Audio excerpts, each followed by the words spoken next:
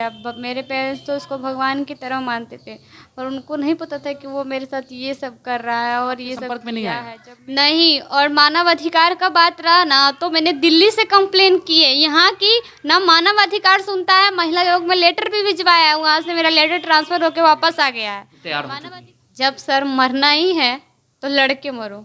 अगर हम न्याय को, अगर जब तक हम आवाज़ नहीं उठाएंगे तब तक हमारी कोई नहीं सुनेगा।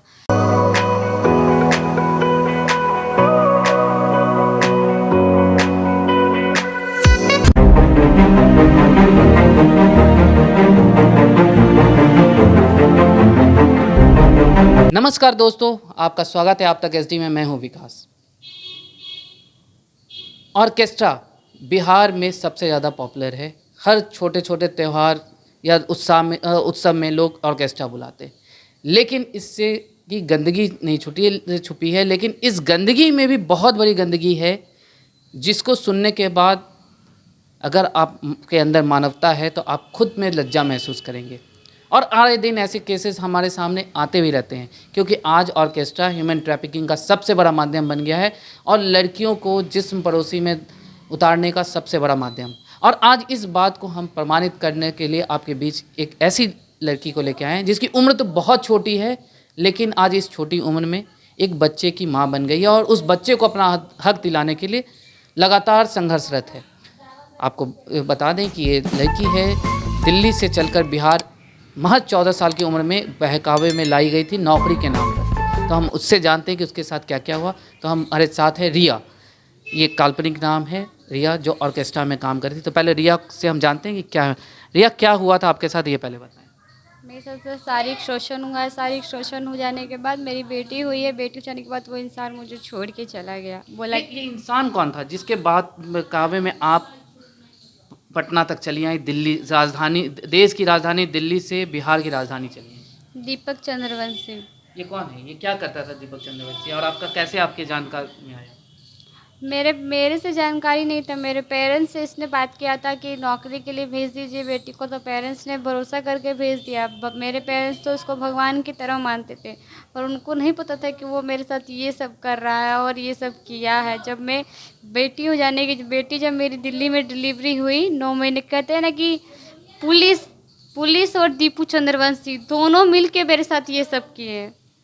आपने सुना रिया ने कहा कि भगवान की तरह, इसलिए आप सभी उन लड़कियों के लिए कि इस शब्द में बहुत बड़ा मैसेज है कि आप पे किसी पे अंधा विश्वास न करें, अंधविश्वास करके ना चलें, क्योंकि हो सकता है आप जिसे बहुत अपना मानते हो वो आपके हितैषी ना हो।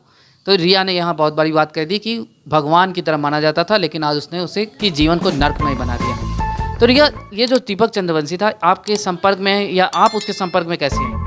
नहीं, मुझे नौकरी के नाम पे यहाँ बुलाया गया था। जितना मेरे जिस समय नौकरी के लिए बुलाया गया उस समय आपकी उम्र क्या रही है? 14 साल।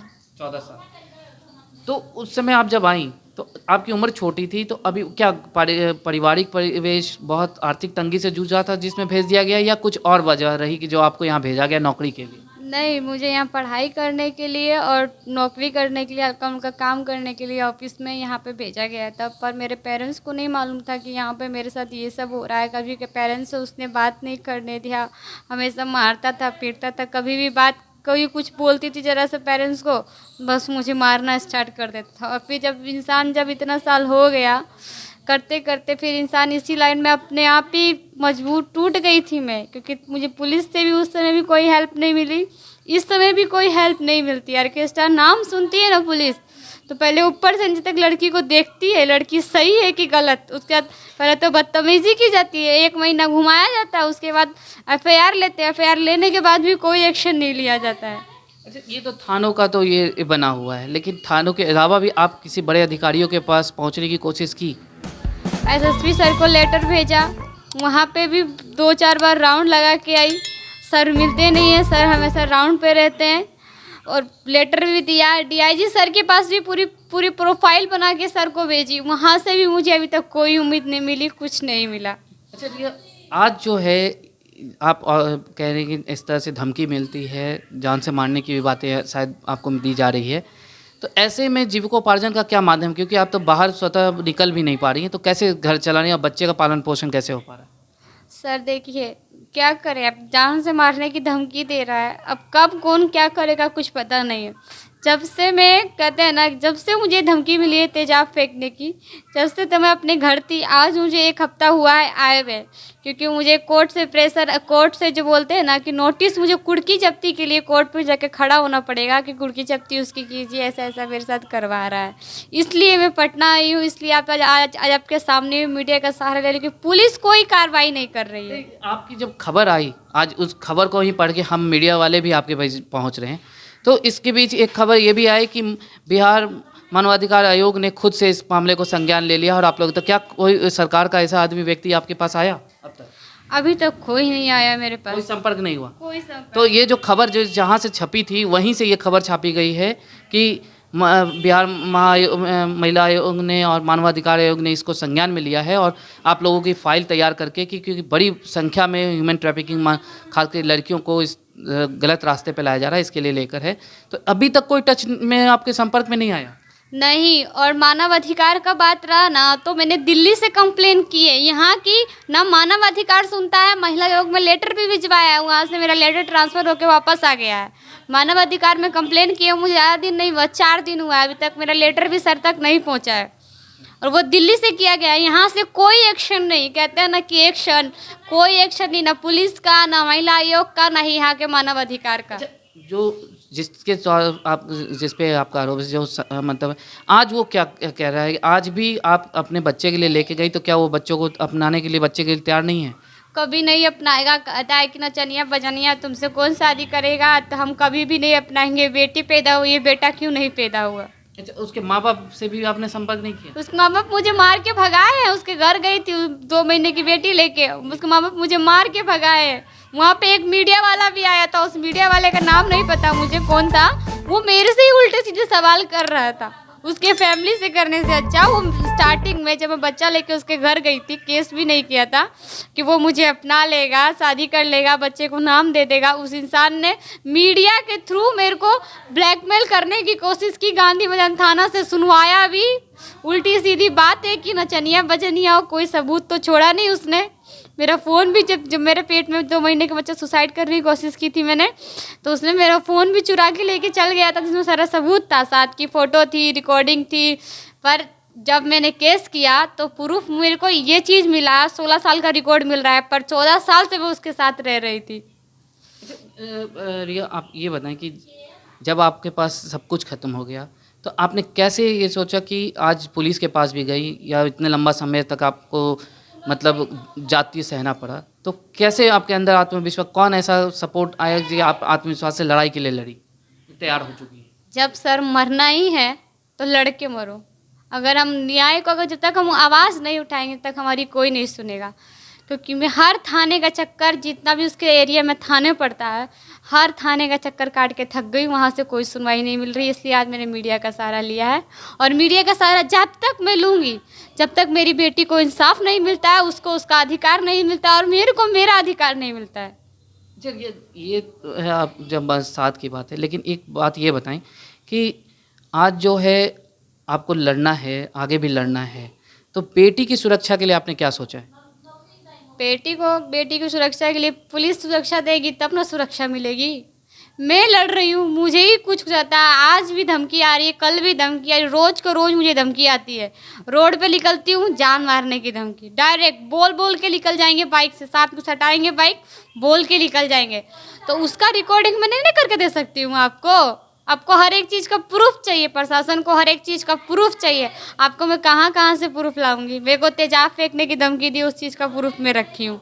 आपको आवेदन भी दे के आई, आप FIR नहीं किए। अच्छा, ये आप इस दलदल में जब फंस चुके हैं, आपको कुछ ऐसे भी चीज़ें, क्योंकि आज ये ऑर्केस्ट्रा जो है खास करके लड़कियों की खरीद फरोख्त का सबसे, क्या ऐसी और भी लड़कियां हैं आपके इसमें कि जो बहुत मतलब अपनी ज़िंदगी को एकदम नर्क में उनकी ज़िंदगी हो चुकी है, ऐसी लड़कियां भी आपके इसमें संज्ञान में हैं? 5 लड़कियां मेरे पास खुद हैं, और 100 लड़कियां कॉन्ट्रैक्ट में मेरे हैं, पर वो मेरे पास नहीं है। तो मेरे ये पास क्या ये भी दिल्ली से हैं या जगह जगह से लड़की है, जगह जगह से लड़की है। क्या उम्र होगी इनकी? उनकी छोटी छोटी उम्र में उनको भी लाया गया है, शूटिंग करवाने के नाम पे किसी को लाया गया है। तुमको मॉडल बना देंगे, तुमको कलाकार बना देंगे, किसी को कहते हैं नौकरी का झांसा देख, जैसे मेरे को नौकरी का झांसा देख के लेके आया है, किसी को शादी के बहाने कोई भगा के लेके आया है। पेरेंट्स खोजते नहीं है कि लड़की अपनी मर्जी से भागी है, पर लड़की को एक बार देखिए तो सही, पेरेंट्स एक बार आके देखिए तो सही कि लड़कियों का क्या हाल हो रहा है। अच्छा रिया, आपने ये बात तो कहा पेरेंट्स की, आपने ये भी थोड़ी देर पहले बताया कि वो मिलते नहीं थे, पेरेंट्स से मिलने नहीं देता था, बात करने दे। जब आपके पेरेंट्स को ये बारे में पता चला कि आप अब गई थी नौकरी करने किसी ऑफिस में, लेकिन आपको अब ऑर्केस्ट्रा में, तो उस समय पेरेंट्स का क्या रिएक्शन रहा? पेरेंट्स बिल्कुल टूट गए थे, उनको कुछ समझ में नहीं आ रहा था। पहले तो मेरे पे बहुत गुस्सा किया, उसके बाद बच्चे की डिलीवरी करवाई। डिलीवरी करवाने के बच्चे का मुंह देख के वो मेरा मुंह देख रहे हैं कि इतना सब कुछ मुझे पहले क्यों नहीं बताया। आपके परिवार में कौन कौन है? मेरे परिवार में मेरी मम्मी है, मेरा छोटा भाई है, मेरी बहन है। तो इन लोगों का कैसा सपोर्ट है, भाई और बहन का कैसा सहयोग, या मम्मी पापा का? मम्मी और पापा ये तो दोनों ही सब मुझे सपोर्ट कर रहे हैं जब से मीडिया में आया है। पहले कोई सपोर्ट नहीं कर रहा था, पहले तो मुझे ही सब गलत साबित कर रहे थे, पर जब से मीडिया में आया है 2-4 लोगों ने मम्मी पापा को समझाया है, जब से माँ बाप मुझे बहुत सपोर्ट कर रहे हैं। मेरी बहन भी सपोर्ट कर रही है, मेरी बहन तो शुरू से मेरा सपोर्ट करती थी। अच्छा, आज पटना में रहने में आप एक किराए के मकान में हैं, जब आपने कहा कि मैं ऑर्केस्ट्रा में हूँ, तो क्या उन्होंने घर देने में कोई दिक्कत या कुछ तरह की बातें? बहुत जगह उसने मेरा घर खाली करवाया है, हर जगह। जब से केस किया है, जब से मेरा उसने घर खाली करवाया है, हर जगह मेरे साथ बस लुक की है उसने, और रास्ते में मुझे घेर घेर के मारा है। केस भी किया मैंने, और थाना बोलता है कोई प्रूफ ही नहीं मिल रहा है। अरे वहाँ CCTV कैमरा लगाए, आप चेक कीजिए। अगर वो घटना मेरे साथ नहीं हुई है तब ना आप बोलिएगा। तो वो बंदा मतलब राजधानी पटना में ही रहता है? वो राजधानी पटना में सालिमपुर आहारा में रहता है। अच्छा। उसके खिलाफ कोई कार्रवाई नहीं, कोई कुछ नहीं, बस FIR ले लेंगे, बस हो गया, आवेदन ले लेंगे, उस पर चिपका देंगे, बोलेंगे बार बार आप कंप्लेन थोड़ा ना होती। अगर मेरे साथ घटना हो रही है तभी तो मैं आपके पास कंप्लेन करने जा रही हूँ, आप क्यों नहीं एक्शन लेते हो? ऊपर से मुझे ही डांटते हो, आप शर्म नहीं लगता है? आपकी बेटी के साथ ऐसा को तो आप क्या करिएगा? आप तो टूट जाइएगा। मैं तो लड़ भी रही हूँ कम से कम। सबसे गंदगी मेरे साथ पता है किसने की? बदतमीजी। गांधी मैदान के जो मुंशी है, उस टाइम रात में मेरे साथ बदतमीजी हुई, छेड़खानी हुई पानी की टैंकी पे। मेरा तबीयत खराब था, बुखार था, मैं दवाई लेने जा रही थी मेडिकल स्टोर पे, मेरे साथ इतनी बदतमीजी हुई वहाँ पे, इतनी बदतमीजी हुई। और मैं गांधी मैदान थाना में गई तो मुंशी ने मेरे साथ बदतमीजी की और मैं मारने के लिए हाथ उठाने लगा। मुंशी ने? हाँ, मुंशी ने। तो इसका कंप्लेन आपने ऊपर तक ले जाने का नहीं सोचा? इसका कंप्लेन मैंने ऊपर तक ले जाने का भी सोचा, SSP सर के पास भी भेजा है, उसके बाद DIG सर के पास भी भेजा है। वहाँ से मुझे कोई नहीं, मैं उनके पास कभी गई नहीं, फेस टू फेस मिली नहीं हूँ, पर हाँ लेटर मैंने सबके पास भेजा है। मेरे वहाँ लेटर दबा दिया गया कि क्या किया गया मुझे नहीं पता, पर दोनों के पास लेटर भेजा है। तो आपने सुना रिया को, रिया जैसी ना जाने पूरे बिहार में हजारों लड़कियां हैं, लेकिन रिया की बातें आप सुनी कि अगर ये कहीं अपनी दर्द को लेकर जाती है, पुलिस प्रशासन के पास भी जाती है, तो और नहीं तो उसके दर्द पीड़ा को बढ़ा दिया जाता है, क्योंकि वहाँ इसकी समस्याओं को सुनने वाले ही इसके साथ बदतमीजी पे आ जाते हैं। साथ जिसने इसके जीवन को नर्क में बना दिया, वो तो अब हर तरह से इसे छोड़ने का ये बना चुका है बच्चे, और साथ साथ उसने तेजाब से फेंक कर जला देने का या उसकी हत्या करवा देने का धमकी आए दिन किसी ना किसी माध्यम से फ़ोन पे दिलाता है।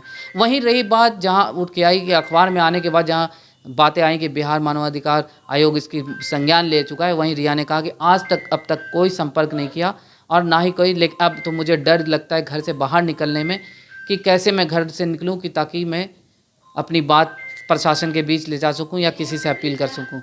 तो ऐसे ना जाने रिया जैसी कितनी लड़कियाँ हैं। तो आप सबसे आप तक SD अपील करता है कि ऐसी लड़कियां जो कोई सपना लेकर या कुछ अपना भविष्य लेकर बनाने निकली थी, उनकी मदद को आगे आएँ, उसके साथ मतलब कंधे से कंधा मिला के खड़े हों। खास करके बिहार की महिला संरक्षण देने वाले आयोग की भी बात करते हैं, वो भी आगे बढ़ें, क्योंकि ना जाने कितनी रियाएँ आज भी इस जाल में फंसी हुई हैं और वो खुले आसमान में सांस लेना चाहती हैं। तो आगे के अपडेट्स के लिए बने रहें आप तक SD के साथ। यदि आपको हमारा वीडियो पसंद आए तो इसे लाइक करें, शेयर करें। धन्यवाद।